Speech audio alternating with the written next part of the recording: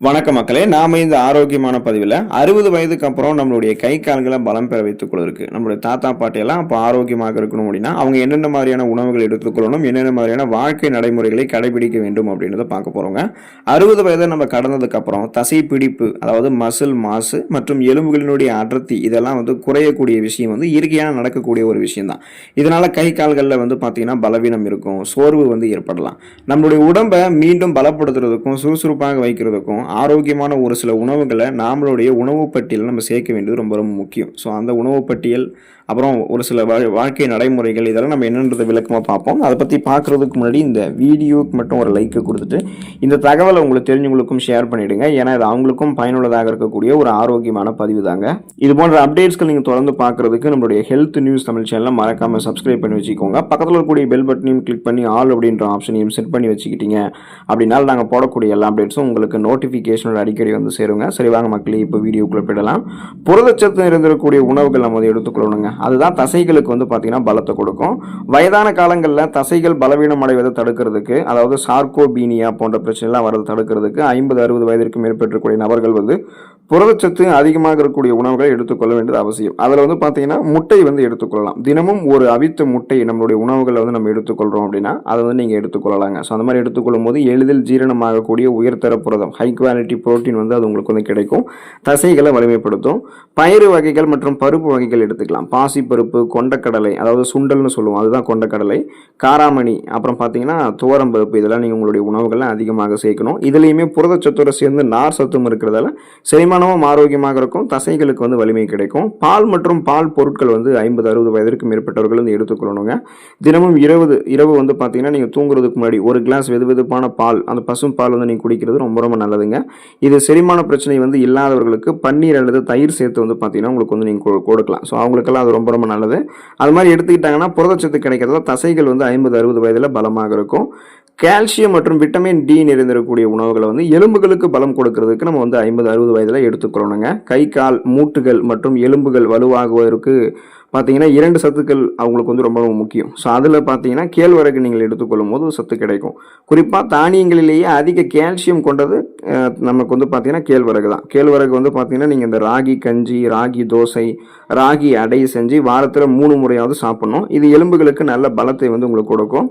பிரண்டை கீரை வாரத்தில் 1 முறையாவது நீங்கள் எடுத்துக்கொள்ளலாம். பிரண்டை துவையல் அல்லது பிரண்டை சாதம் இதெல்லாம் நீங்கள் சாப்பிட்றது மூட்டு வலி மற்றும் எலும்பு பலவீனத்திற்கு ஒரு சிறந்த பாரம்பரிய மருந்தாக செயல்படும். நீங்கள் முருங்கை கீரை கூட எடுத்துக்கலாம். கால்சியம் மற்றும் இரும்பு சத்து அதிகம் இருந்திருக்கக்கூடிய ஒரு அற்புதமான கீரை அப்படின்னா அது முருங்கை கீரை தான். முருங்கை கீரையை நீங்கள் உணவுகளை சமைத்து எடுத்துக்கலாம், பொரியலாக எடுத்துக்கலாம், முருங்கை கீரை சூப் மாதிரி கூட நீங்கள் எடுத்துக்கலாம். இதனால கை கால்கள் அசதியை அது உங்களுக்கு போக்கிவிடும். நீங்கள் முருங்கைக்கீரை எடுத்துக்கொள்ளும் போது கை கால்கள் உங்களுக்கு பலம் பெற ஆரம்பிக்கும். 50-60 வயதிலுமே உங்களுக்கு இந்த கை கால்கள் பலமாக தான் இருக்கும். பாரம்பரிய மற்றும் இரும்பு சத்து உணவுகள் ரத்த ஓட்டத்துக்கு நீங்கள் எடுத்துக்கலாம். முறையான ரத்த ஓட்டம் கை கால்கள் உடம்பெங்கும் இருக்கும்போது தான் சுறுசுறுப்பாக நம்ம செயல்படுவோம். எந்த விதமான ஒரு பலவீனமும் நமக்கு ஏற்படாதுங்க இல்லையா? அதனால தான் அந்த ரத்த ஓட்டத்திற்கு பாரம்பரிய அப்புறம் நிறைய இரும்பு சத்து இருந்திருக்கக்கூடிய உணவுகள் எடுத்துக்கொள்ளணும். உடலில் அனிமியா அப்படின்ற அந்த ரத்த சோகை நோய் இருந்துச்சுன்னா கை கால்கள் எப்போதுமே சோர்வாகவும் பலம் இல்லாமல் நமக்கு இருக்கும். இப்போ நீங்கள் பழைய சாதம் அதுக்காக எடுத்துக்கணும். நீராகாரம் எடுத்துக்கலாம். காலையில் வெறும் வயிற்றில் பழைய சாதத்தினுடைய அந்த கஞ்சியை நம்ம குடிக்கும் போது குடல் ஆரோக்கியத்தை அதை மேம்படுத்துறதோடு உடலில் பித்தத்தை குறைத்து உடனடி ஆற்றல், இன்ஸ்டன்ட் எனர்ஜியை நமக்கு வழங்குறதால கை கால்களுக்கு அது கொடுக்கறதால பலமாக நம்மளுடைய கை கால்கள் இருக்கும். பேரிச்சம்பழம் மற்றும் உலர்ந்த திராட்சை எல்லாம் எடுத்துக்கலாம். தினமும் 2 பேரிச்சம்பழம் அல்லது இரவில் ஊற வைத்த 10 உலர் திராட்சைகளை நம்ம சாப்பிடும்போது இரவு உங்களுக்கு பார்த்தீங்கன்னா இரவு நீங்கள் ஊற வச்சு மறுநாள் காலையில் நீங்கள் சாப்பிடணும். அந்த மாதிரி சாப்பிட்டீங்கன்னா உங்களுக்கு ரத்த அணுக்கள், குறிப்பாக அந்த ரத்த சிகப்பு அணுக்கள், ரெட் பிளட் செல்ஸ் எல்லாம் உங்களுக்கு அதிகரிக்க ஆரம்பிக்கும். அது இன்க்ரீஸ் ஆச்சு அப்படின்னா உங்களுக்கு அந்த ரத்த சோகைலாம் எதுவும் இருக்காது. குறிப்பாக தசை பிடிப்புகள், அந்த மசிலுக்கு கிராம்ஸ் ஆகுறது, இந்த மாதிரி பிரச்சனை எல்லாம் உங்களுக்கு நீங்கிடும். ரத்த ஓட்டம் இப்போ பார்த்தீங்கன்னா ப்ராப்பராக உங்களுடைய உடம்பெங்கும் பிளட் சர்க்குலேஷன் சூப்பராக இருக்கிறதால உங்களுக்கு அந்த கை கால்கள் மரத்து போகிறது, இந்த மாதிரி பிரச்சனை எதுவுமே இருக்காது. ஆரோக்கியமான கொழுப்புகள் மற்றும் ஒமேகா 3 கொழுப்பு அமிலங்கள் இருக்கக்கூடிய உணவுகளை எடுத்துக்கிட்டிங்கன்னா அந்த மூட்டு தேய்மானத்தை சரி பண்ணுறதுக்கு இந்த உணவுகள் 50-60 வயதில் நமக்கு உதவிகரமாக இருக்குங்க. ஸோ மூட்டுகள் இருக்கக்கூடிய உராய்வை குறைக்கிறதுக்கும் நரம்புகள் பலம் பெறுவதற்கும் நல்ல கொழுப்புகளும் நமக்கு வேணும். அதுக்கு தான் நீங்கள் பாதாம் மற்றும் வால்நட்ஸ் எல்லாம் எடுத்துக்கலாம். இரவு முழுவதுமே தண்ணீரில் ஊற வைத்த 4 பாதாம் பருப்புகளை காலையில் எழுந்ததுக்கப்புறம் தோலை நீக்கிட்டு நீங்கள் சாப்பிடணும். அப்போ தான் உங்களுக்கு அந்த தோல் எந்த விதமான ஊட்டச்சத்தையும் தடுக்காமல் உங்களுக்கு கொடுக்கும். ஸோ அது மாதிரி எடுத்துக்கொள்ளும் போது நரம்புகளுக்கு அது மிக நல்லது. எள்ளு நீங்கள் எடுத்துக்கலாம். எள்ளில் வந்து பார்த்தீங்கன்னா கால்சியம் மற்றும் நல்ல கொழுப்புகள் நிறைந்திருக்கு. எள் உருண்டை அல்லது உங்களுடைய உணவுகளில் வந்து எள்ளுடைய எண்ணெயை, அதாவது நல்லெண்ணெய்ன்னு சொல்லுவாங்க, அதெல்லாம் பயன்படுத்தும் போது அது எலும்புகளுக்கு வழுவழுப்பு தன்மை வந்து பார்த்தீங்கன்னா உங்களுக்கு வந்து கொடுக்கும். அப்போ மூட்டு தேய்மானம் அப்படின்றது 50-60 வயதில் உங்களுக்கு வந்து இருக்காது. பழங்கள் மற்றும் காய்கறிகள் நம்ம வந்து நிறைய எடுத்துக்கலாம். அதாவது ஆக்சிஜனேற்ற தடுப்பான்களாக அந்த பழங்கள் மற்றும் காய்கறிகள் 50-60 வயதில் நமக்கு வந்து செயல்படும். இப்போ மாதுளம் பழம் நீங்கள் எடுத்துக்கலாம். இப்போ ரத்த ஓட்டத்தை சீராக்கி கை கால்கள் நரம்புகளுக்கு வந்து புத்துணர்ச்சி கொடுத்து அதில் எந்த பிரச்சனையும் ஏற்படாமல் பாதுகாத்துக்கணும்னா மாதுளம் பழம் நம்ம எடுத்துக்கணும். வாழைப்பழமும் நம்ம எடுத்துக்கலாம். இப்போ செவ்வாழை அல்லது நேந்திரம் பழம்லாம் நீங்கள் எடுத்துக்கிறீங்கன்னா வச்சுங்களேன், அதில் வந்து பொட்டாசியம் அதிகமாக இருக்குது. அது நள்ளிரவில் ஏற்படக்கூடிய கால் தசை பிடிப்பு, அந்த நைட்டில் ஏற்படக்கூடிய மசில் கிராம்ஸ் எல்லாம் உங்களுக்கு தடுக்கிறதுக்கு உதவிகரமாக இருக்கும். நாட்டு காய்கறிகள் நீங்கள் நிறைய எடுத்துக்கலாம். பூசணிக்காய், புடலங்காய், சௌச்சௌ போன்ற நிறைய நீர் சத்து மிகுந்த காய்கறிகளோட தக்காளி, நெல்லிக்காய் எல்லாம் நீங்கள் எடுத்துக்கொள்ளும் போது, நெல்லிக்காயெல்லாம் பார்த்தீங்கன்னா விட்டமின் சி நிறைந்திருக்கு. ஸோ இதெல்லாம் நீங்கள் தொடர்ந்து சேர்த்துக்கொள்ளும் போது உங்களுடைய உடலில் வந்து இந்த விட்டமின் சி எல்லாம் என்ன பண்ணுன்னா, மற்ற உணவுகள் நீங்கள் ஏதாவது சாப்பிட்டீங்கன்னா அதிலிருந்து கால்சியத்தை உங்களுடைய உடலுக்கு வந்து உறிஞ்சி கொடுத்து எலும்புகளை பலப்படுத்துறதுக்கு உதவிகரமாக இருக்கும். அதனால் பழங்கள், காய்கறிகள் அப்பப்போ சீரான இடைவெளியில் தொடர்ந்து உங்களுடைய உணவுகளை நீங்கள் எடுத்துக்கொண்டே இருக்கணும். சுழற்சி அடிப்படையில் மாற்றி மாற்றி சாப்பிடும்போது அது உங்களுடைய எலும்புகளை, குறிப்பாக கை கால்களை 50-60 வயதில் பலம் பெற வைக்கும் அப்படின்றத நீங்கள் தெரிஞ்சுக்கோங்க. முக்கிய குறிப்பாக நீங்கள் ஒரு சில விஷயங்கள், அதாவது வாழ்க்கை நடைமுறை நீங்கள் வந்து பார்த்தீங்கன்னா ஒரு சில விஷயங்கள் வந்து நீங்கள் ஃபாலோ பண்ணும்போது அந்த கை கால்கள் வந்து 50-60 வயதில் உங்களுக்கு வந்து பலமாக இருக்கும். அதனால் பார்த்தீங்கன்னா நீர் சத்து உங்களுக்கு வந்து முக்கியமாக நீங்கள் பராமரிக்கணும். தசை பிடிப்பை தவிர்க்கிறதுக்கு தினமும் குறைந்தது 2.5 லிட்டருக்காவது நீங்கள் வந்து தண்ணீர் வந்து குடிக்கணுங்க. ஒரு மனிதர் வந்து சராசரியாக ஒரு நாளைக்கு 3 லிட்டருக்கும் அதிகமான நீர் அப்படின்றது பார்த்தீங்கன்னா அவங்களுடைய வேலை செய்யறதுக்கு ஏற்ற மாதிரி இருக்கும். இப்போ தாகம் எடுக்கும்போது தண்ணீர் குடிக்கணும், தாகம் நின்றுச்சும் தண்ணீர் குடிக்கிறது நிறுத்திடணும். ஆனால் 2.5 லிட்டருக்கும் குறைவாக ஒரு நாளைக்கு நம்ம தண்ணீர் குடிக்கக்கூடாது. அப்போ அந்த அளவுக்கு நீங்கள் தண்ணீர் குடிச்சிங்கன்னா தசைகள் உங்களுக்கு வந்து வலுவாகவே இருக்கும். மிதமான உடற்பயிற்சி அப்படின்றத நீங்கள் செய்யணும். உணவோடு சேர்த்து காலை வேளையில் 20 நிமிடங்கள் மிதமான நடைப்பயிற்சி செய்வதும், இளம் வெயிலில் வந்து பார்த்தீங்கன்னா நிற்கிறதும் கை கால்களை பலப்படுத்துறதுக்கு வேண்டிய விட்டமின் டியை உங்களுக்கு வந்து உறிஞ்சி கொடுக்கும்.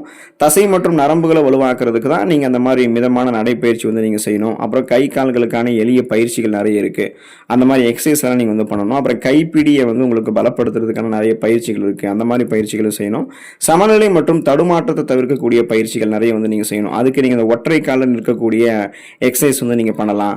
நேர்கோட்டு நடை வந்து நீங்க பண்ணலாம். அதாவது லைன் வாக்கிங்னு சொல்லுவாங்க. தரையில வந்து நேராக இருக்கக்கூடிய ஒரு கோட்டின் மீது கற்பனையாக நீங்களே கோட்டை உருவாக்கிட்டு நிதானமாக அடி மேல அடி வச்சு நடக்கிறது மூளையினுடைய சமநிலையும் உடலினுடைய சமநிலையும் ஒருங்கிணைத்து உங்களுக்கு அந்த கை கால்களை பலம் பெற வைக்கும். சூரிய ஒளியில் நின்று அந்த விட்டமின் டி நீங்க வாங்கிட்டீங்க அப்படின்னா அதுக்கு நீங்க என்ன பண்ணணும்னா, இப்ப தினமும் காலையில் 7 மணி முதல் 8 மணிக்குள்ளோ அல்லது மாலை 4:30 மணிக்கு அப்புறமா வந்து பாத்தீங்கன்னா இதமான அந்த வெயில ஒரு 15 நிமிடம்ல ஒரு 20 நிமிடங்கள் உடற்பயிற்சி செய்யலாம். இல்லைன்னா அமரலாம், இல்லை நீங்க சும்மா நடக்கலாம். இதெல்லாம் பண்ணும்போது விட்டமின் டி உங்களுக்கு கிடைக்க ஆரம்பித்து எலும்புகளுடைய அடர்த்தி வந்து அது அதிகரிக்கும். போன் டென்சிட்டி அப்படின்றது உங்களுக்கு வந்து பாத்தீங்கன்னா அதிகரிக்க ஆரம்பிக்கும். முறையான எண்ணெய் மசாஜ், குளியல்லாம் நீங்க வந்து பண்ணலாம். அது மாதிரிலாம் பண்ணும்போது உங்களுக்கு வந்து அந்த கை கால்கள் பலமாக தான் இருக்கும். போதுமான தூக்கம் வந்து உங்களுக்கு இருக்கணும். அப்பதான் வந்து பாத்தீங்கன்னா உங்களுக்கு மசில்ஸ் வந்து ரெக்கவரி ஆகும். தினமும் இரவு நேரங்களில் அங்கீகரிக்கப்பட்ட உறக்க நேரமான 7 மணி நேரங்கள்லேருந்து 8 மணி நேரம் தடங்களற்ற ஆழ்ந்த உறக்கம் உங்களுக்கு அவசியம். இரவு 10 மணிக்குள்ள நீங்க படுக்க போகும்போது உடலினுடைய ஹார்மோன் சமநிலையெல்லாம் உங்களுக்கு வந்து சீராக இருக்கும். இப்போ நீங்க பகல்ல பாத்தீங்கன்னா 50-60 வயதிற்கு மேற்பட்டக்கூடிய நபர்கள் கொஞ்சமா வந்து ஓய்வு எடுக்கலாம். மதிய உணவு சாப்பிட்டு முடிச்சதுக்கு அப்புறம் ஒரு 20-30 நிமிடங்கள் வந்து பவர் நேப்னு சொல்லுவாங்க. அதாவது குட்டி தூக்கம் வந்து நீங்க போடலாம். அது நீண்ட நேர தூக்கமாக இருக்கக்கூடாது. ஏன்னா அப்படி இருந்துச்சுன்னா நைட் உங்களுக்கு தூக்கம் வராது. அதனாலதான் நீங்க கொஞ்ச நேரம் தூங்குனீங்கன்னா போதும். ஒரு 1/2 மணி நேரம் தூங்குனீங்க அப்படின்னா கூட அது உங்களுக்கு வந்து பாதுகாப்பு தான். பாதுகாப்பான வீட்டு சூழல்கள்லாம் வைத்துக் கொள்ளுங்க. போதிய வெளிச்சம், அப்புறம் கைப்பிடிகள் வந்து இருக்கிறது, வழுக்காத தரையெல்லாம் இருக்கிறது, இது மாதிரிலாம் நீங்க பாதுகாத்துக் கொள்ளும் போது தான் உங்களுக்கு இந்த வாழ்க்கை நடைமுறைகளோட சேர்த்து உணவுகளை நீங்க எடுத்துக்கொள்ளும் போது அந்த கை கால்கள் தளர்ச்சி அடையாம கை கால்கள் 50-60 வயதுகளும் பலமாக இருக்கும். உடல் எங்குமே நீங்க வலுவாக வைத்துக் கொள்ளலாம். உங்களுடைய எலும்புகள், தசைகள், நரம்புகள் எல்லாம் வலுப்பெற்று நீங்க ஆரோக்கியமாக இருக்க முடியும். ஸோ தொடர்ந்து ஆரோக்கியமாக இருங்க. அடுத்த ஆரோக்கியமான பதிவில் மறக்காம சந்திப்போம். நன்றி மக்களே.